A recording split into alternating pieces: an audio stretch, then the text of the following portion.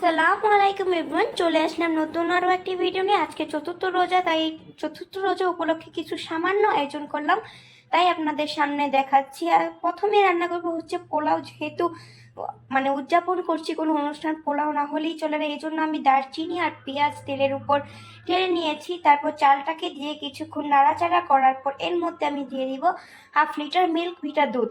এই দুধ দিলে ঘি দেওয়ার প্রয়োজন নেই, আর যা স্বাদ অনুযায়ী আপনারা ঘি চাইলেও দিতে পারেন। আর এইভাবে পোলাও রান্না করলে পোলাওটা একদম মজা হয়। যারা একবার হলেও মানে এইভাবে ট্রাই করে দেখেন নাই, একবার হলেও এভাবে রান্না করে দেখতে পারেন। আমি যতটুকু চাল নিয়েছি ততটুকু পরিমাণে আমি পানি দিয়ে দিয়েছি। যদি তোমরা 1 লিটার চাল নাও, 1 কেজি চাল নাও, তাহলে 2 লিটার পানি নিবা। যদি 2 কেজি চাল নাও তাহলে 4 লিটার পানি দিবা, এরকম পরিমাণ করে দিবা। এখানে আমি কিছুক্ষণের জন্য পোলাওটাকে ঢেকে দিচ্ছি। দুধ আর পানি আমি একসাথে দিয়েছি। হওয়ার কিছুক্ষণ আগে মানে ভাপে দেওয়ার কিছুক্ষণ আগে আমি আরেকটু কিছু চিনি দিয়ে দিব। তারপর হচ্ছে বোম্বার মরিচ আর কাঁচামরিচ দিয়ে দিব। বোম্বার মরিচ দেওয়ার কারণ হচ্ছে তাহলে মানে পোলাওটাতে অনেক সুন্দর একটা ঘ্রাণ আসবে। আর তোমরা আমাদের যদি রেগুলার ভিডিও দেখে থাকো তাহলে দেখবা প্রত্যেকটা রান্নাতে আমরা বোম্বার মরিচ ইউজ করছি, আর এটা হচ্ছে আমাদের গাছের বোম্বার মরিচ। তো এখন দেখো রান্নাটা অলমোস্ট মানে ডান। এটা এত ঝরঝরা হয়েছে, এত ভালো হয়েছে, পানি পরিমাপ করে দিলে পোলাও কিন্তু খুবই সুন্দর হয়। আর এই পোলাওটা আমি জানি না ক্যামেরাতে কতটুকু দেখা যাচ্ছে, বাট পোলাওটা খুবই ঝরঝরা হয়েছে আর খাইতেও কিন্তু খুবই মজা হয়েছে। আমাদের বাসায় ঘি ছিল না, তাই ঘি দিই নাই। তোমরা চাইলে এর উপরে ঘি দিলে এটা একদম 5 স্টার পোলাও হবে। পোলাওটা কিন্তু খুবই ভালো হয়েছে। তো এখন আমি আলুর ভর্তা করব। মানে আমাদের বাসায় ছোট বাবু আছে, আমার ছোট বোন আছে, তো তাদের জন্য আমি আলুর ভর্তা করবো। ওরা আলুর ভর্তা খুবই পছন্দ করে। আর এখানে আমি মানে কিছুটা আলু সিদ্ধ করে নিয়েছি, 5-6টার মতো। তারপর এখানে আলুর ভর্তার জন্য মরিচ টেলে নিয়েছি, পেঁয়াজ দিয়ে নিয়েছি আর লবণ দিয়েছি পরিমাণ মতো। আজকে আলু ভর্তাতে সরিষার তেলও ইউজ করবো, এই জন্য মরিচটাকে ভালোভাবে আগে চটকে নিচ্ছি। আমার মরিচ চটকানো দেখে কেউ আবার ভয় পায়ও না। আর এখানে দেখো পেঁয়াজ মরিচ একসাথে আমার আম্মু চটকাই নিচ্ছে। তারপর এর মধ্যে দিব পরিমাণ মতো হচ্ছে সরিষার তেল। সরিষার তেল দিলে আলুর ভর্তার টেস্টটা কিন্তু দ্বিগুণ বেড়ে যায়। আমি এখানে কিন্তু কিছু পরিমাপ করে দিই নাই, তোমাদের টেস্ট অনুযায়ী দিবা। লবণও পরিমাপ করে নেই, পেঁয়াজও না। ভিডিওটি ভালো লাগে সবাই প্লিজ একটি সাবস্ক্রাইব লাইক কমেন্ট করে দিবা। অলমোস্ট আমার আলুর ভর্তা ডান। আমার আম্মুর আলু ভর্তাটা কিন্তু খুবই মজা হয়। আর এখন ভাজবো তেলাপিয়া মাছ, বড় বড় তেলাপিয়া মাছগুলোকে আজকে ভাজবো। এজন্য নিয়েছি পরিমাণ মতো লবণ, হলুদের গুঁড়া।